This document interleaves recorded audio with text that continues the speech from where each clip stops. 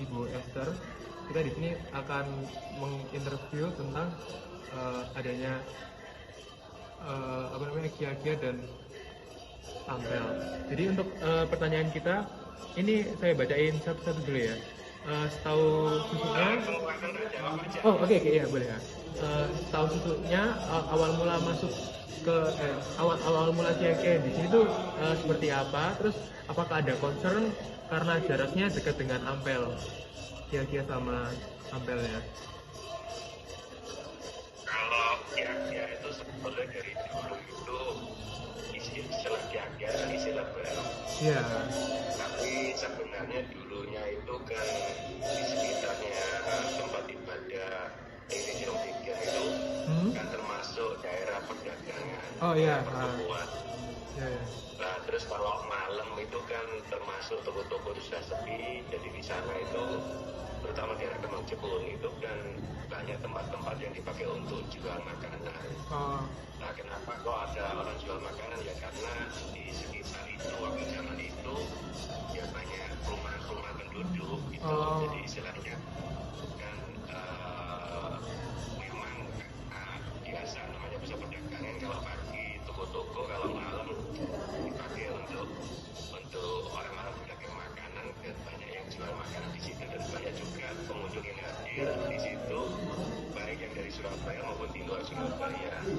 Cuma karena banyaknya penjual makanan akhirnya kan nggak mungkin cuma naik turun mobil kebanyakan dari satu tempat bergeser ke tempat yang lain. Nah inilah istilahnya akhirnya karena banyak orang Chinese-nya akhirnya istilahnya menjadi kia-kia itu kia-kia kan jalan-jalan berarti. Iya.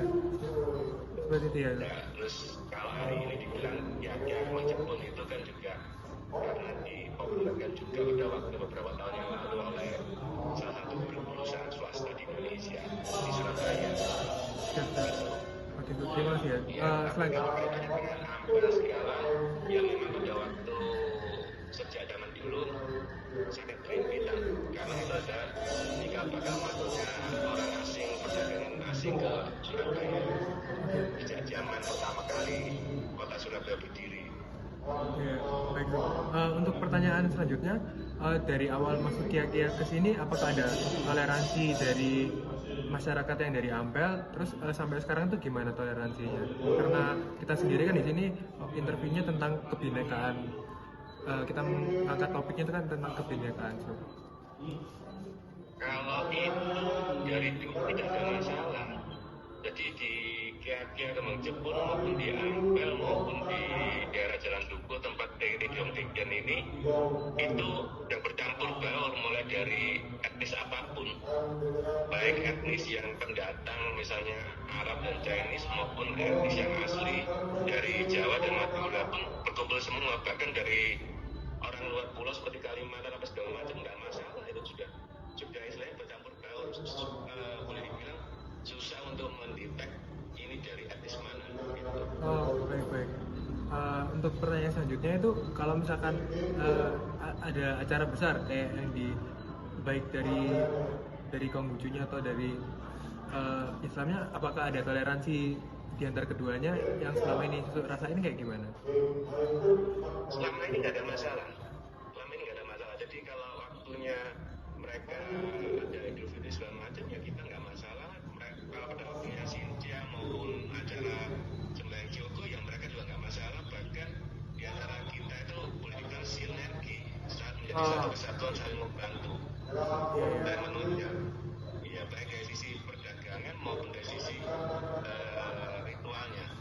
Oke. Semua punya porsinya masing-masing ceritanya. Siap. Buat pertanyaan terakhirnya ya. Buat pertanyaan terakhir itu mulai kapan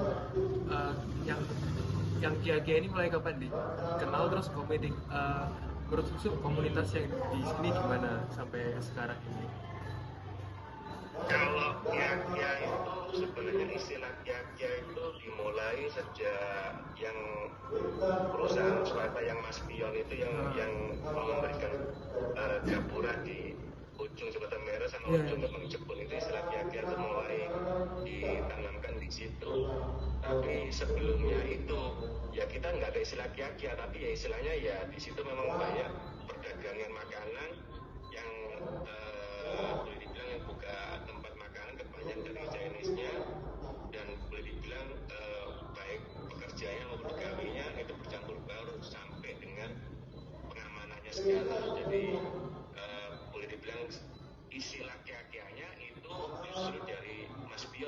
yang bekerja sama dengan Kota Madya Surabaya waktu itu. Tapi kalau secara ini kebinekaannya kita sudah berkumpul sejak lama, nggak masalah ya.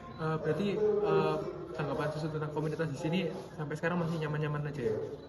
Atau gimana? Nyaman-nyaman saja dan baik-baik saja, nggak ada masalah.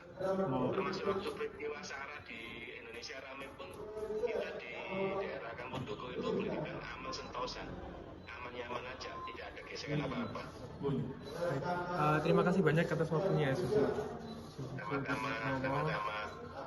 Terima kasih juga buat Ya, sama-sama, terima kasih. Akhirnya. Belajar semua. ya mari. Sehat. Maaf nggak ke waktunya ya. Selamat pagi. Ya, terima kasih. Pagi. Ya. Pagi, mari. Ya, Ayas, terima kasih banyak ya.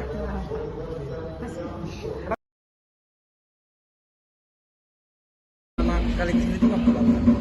Setahun lalu, Oh, setahun lalu. First impression waktu kesini tuh? perasaan waktu kesini. Iya, first impression itu kayak tempatnya tuh gimana?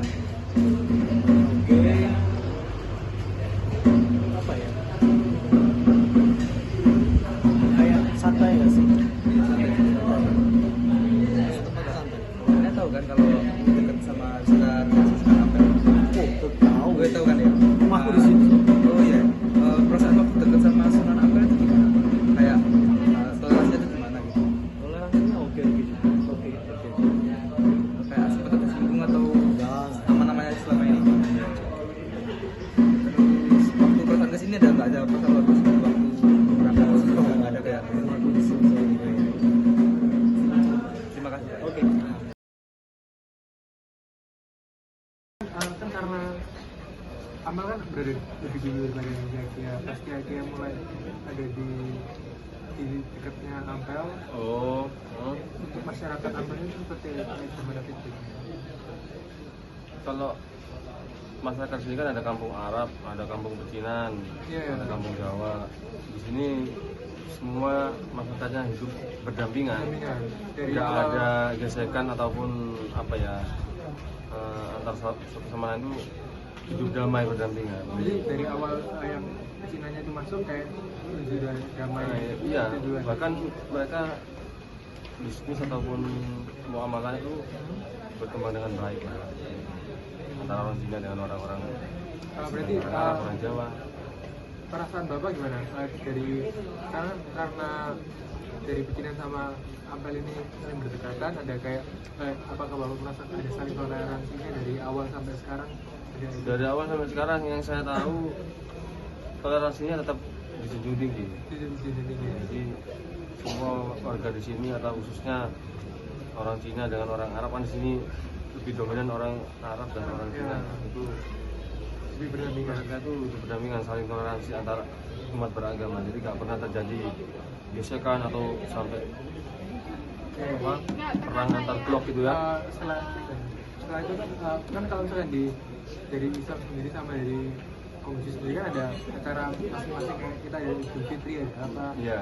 Selama acara besar keagamaan masing-masing ada kayak ada toleransinya atau gimana? Sangat menjunjung toleransi. Saling Belum pernah respect gitu ya? ada terjadi kita saling apa ya mengganggu antar satu sama lain. Ini hari rayanya orang Cina kita ganggu, terus hari rayanya orang Arab Muslim diganggu, itu belum terjadi. Ada ya? Nggak ada. Terus buat pertanyaan terakhirnya pas tahu kayak kita bersebelahan gitu, kayak feelnya gimana? Kayak nggak apa-apa atau gimana? Toleransinya tinggi. Kalau budayanya bukan budaya, kayak kebiasaannya orang Arab ini kebiasaan. Terus ini saya bahas orang Arab di sini ya. Mereka semua kalau bertemu seperti biasa ya, orang Muslim itu bersalaman Mas. Iya. Nah, apalagi di sini kan banyak keturunan-keturunan gaib. Iya.